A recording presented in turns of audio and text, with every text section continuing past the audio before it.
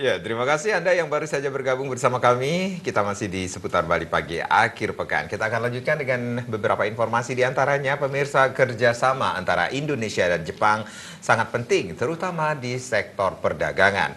Hubungan diplomatik Indonesia dengan Jepang dalam bidang seni budaya dan pendidikan juga perlu lebih ditingkatkan.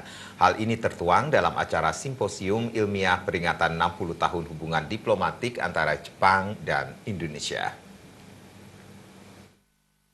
Museum ilmiah ini bertujuan memaknai hubungan persahabatan antara Jepang dan Indonesia, terutama dalam bidang ekonomi, pendidikan, dan budaya yang telah berlangsung intens hingga sekarang. Sejauh ini Jepang dan Indonesia memiliki banyak kesamaan di bidang seni budaya, terutama yang bersifat mistis. Di bidang pendidikan, selama ini banyak mahasiswa Indonesia mengenyam pendidikan jenjang perguruan tinggi di negeri matahari terbit tersebut. Banyak lulusan Indonesia di Jepang mampu berprestasi serta sangat berguna bagi nusa dan bangsa. Di sektor ekonomi, khususnya perdagangan, Ketua Umum Kadin Bali, Anagung Ngurah Alit Wiraputra, perdagangan ekspor-impor Indonesia di seluruh dunia hanya mengalami surplus dengan Jepang. Ini berarti volume ekspor Indonesia lebih besar daripada volume impor Jepang ke Indonesia.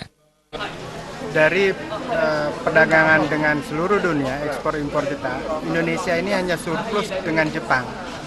Jadi jumlah ekspor kita ke Jepang jauh lebih besar daripada impor kita dari Jepang. Dan ini potensi untuk kita kembangkan terus. Itu di Indonesia khususnya, dan di Bali saya pikir juga ini menjadi tonggak yang besar ke depannya.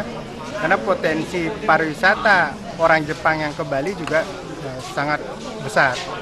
Dengan jumlah penduduk Jepang 126 juta, target kita harusnya wisatawan Jepang yang datang ke Bali itu kalau 5% saja kan sudah 5 juta gitu. Jadi ini potensi sangat besar yang perlu kita gali, dan orang Jepang sangat senang ke Bali.